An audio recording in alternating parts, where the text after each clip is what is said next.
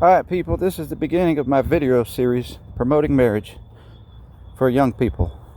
Get married before you go to college. And this is mostly to anger the Democrats. I wanted to use another word for that, but some people get picky. I don't think it's such a bad word. But get married young, start building houses, learn how to build houses, go to college part-time maybe. Unless college is for you, right? If it's for you, that's fine. But I mean, and I'm talking about your mentality. If you're not the best student, if you're not a A+ student, and you have to study real hard, why go there in the first place? All right. So this is my philosophy. It's what I believe in, and I really think America needs to grow. And I'm talking to Christians mostly, right? I'm talking to Christians specifically. We want you to get married and make a lot of babies. All right. Plus, don't you want to see your great grandkids? Get married young. When I say young, I'm talking like right out of high school. Right out of high school. As long as you have a job. I mean, you're allowed to go to the military, right? You're allowed to join the military, put your life on the line at age 16 by your with parents' permission. I think at age 17 you can join the military, put your life on the line. So who says you're too young to get married? If you can go put your life on the line for the country and risk your life, you're old enough to get married and put out one Christian baby. Before, of course, the baby has to choose Christ to get saved, but they can be taught Christianity, and which is the only real religion, by the way. So, you know, the Democrat Party has done everything they can do to get rid of Christianity. It says we're not allowed to talk about this stuff. We're not allowed to talk about the fact that the founder of Islam married or was dating a 6-year-old girl. Right? It's a false religion. They have no evidence of a God. No religion has any evidence of a God except for Christianity. And they say, how dare you say that Jesus is the only God? You know, the Democrats did that for years through Oprah and many other people. They say you're not allowed to question that stuff. The whole country was founded upon being allowed to question that stuff and not to be hung by the Pope, which, by the way, so the Pope is similar to Islam back then. Islam, you know, they want to behead people. They chop off people's heads if they don't reject Jesus. So Islam was founded like 500 years after Christ was on earth. And then some of the same people that talk against Christianity and say it's not the oldest religion, they always say, hey, there was other religions written before the Bible.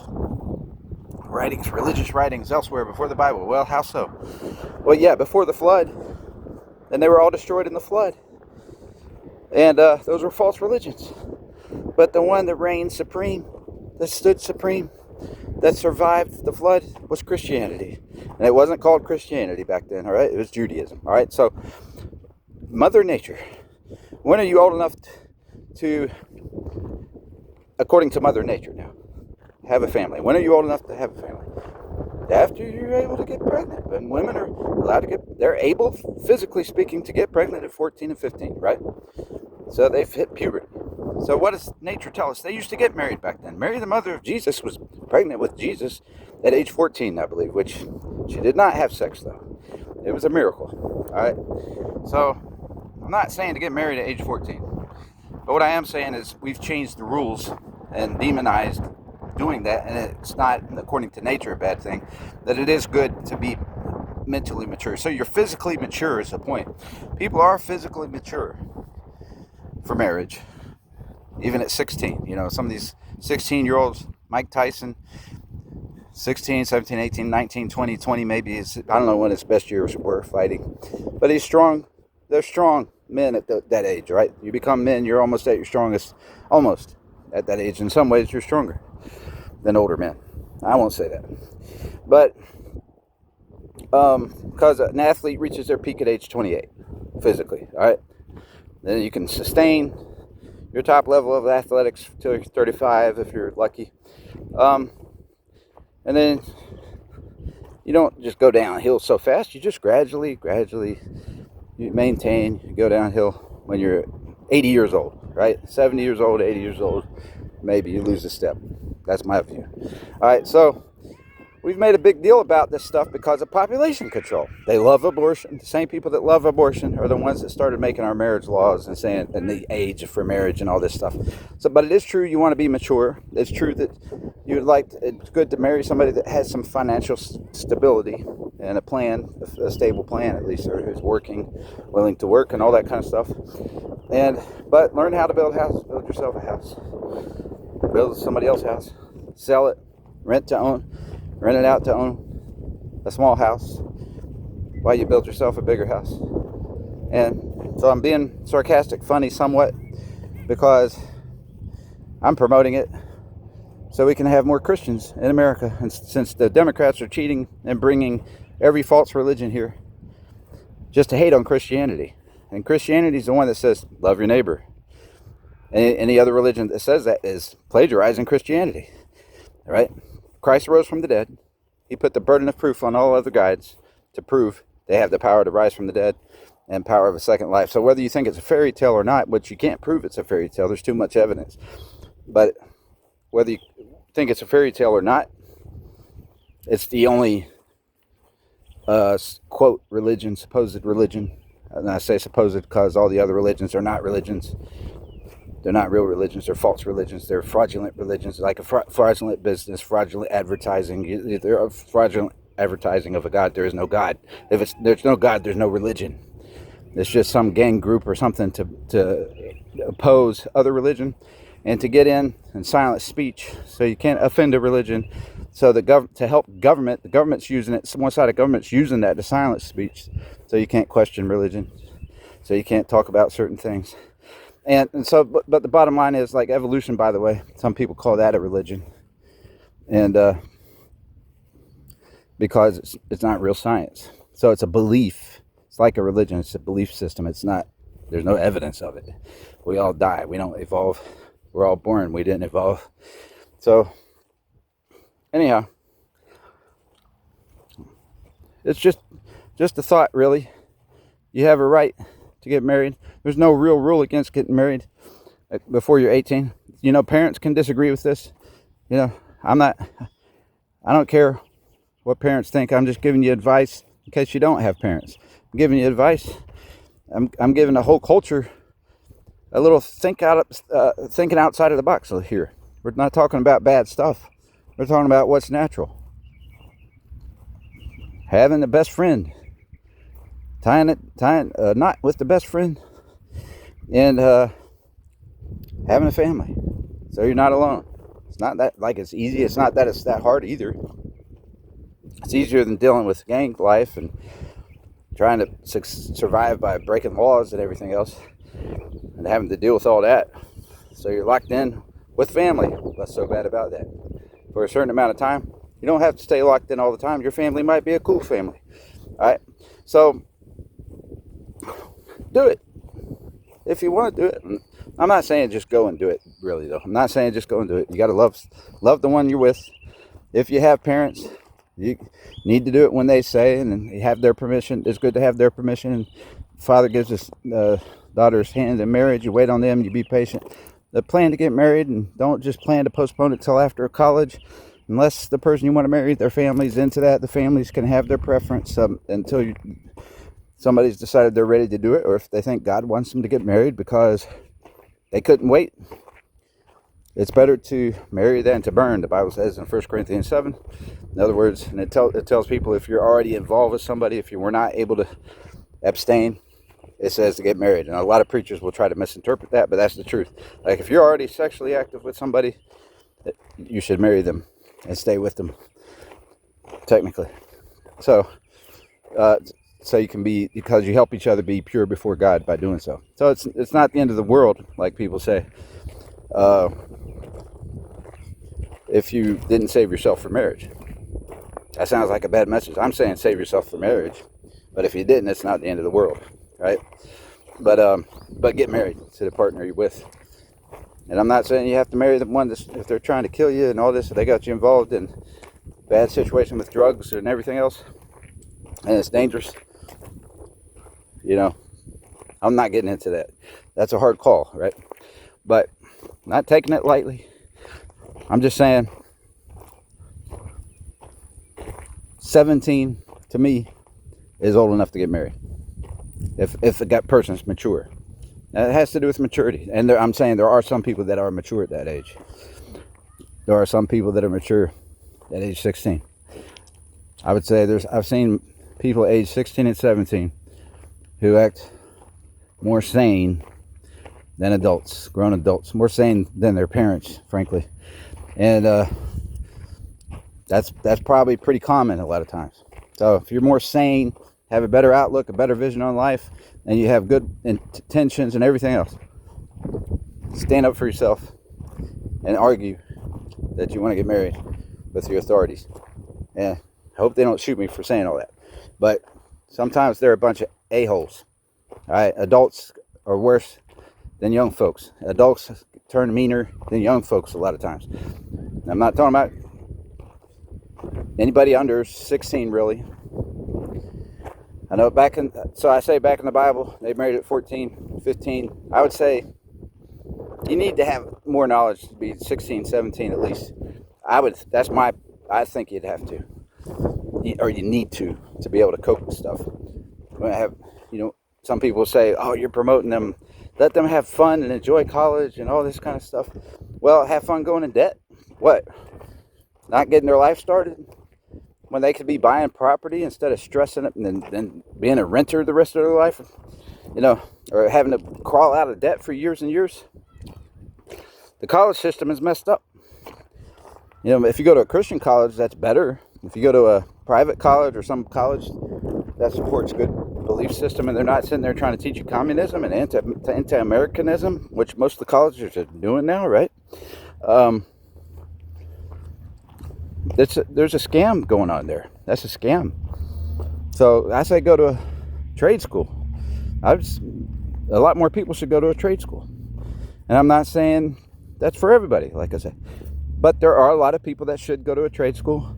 There are some people that are better off not going to college, but learning how to build. And you might have to have a trade school degree to learn how to build. You might have to have a license to build, or you can get with other builders and work alongside them and learn from them, right? And start making your money.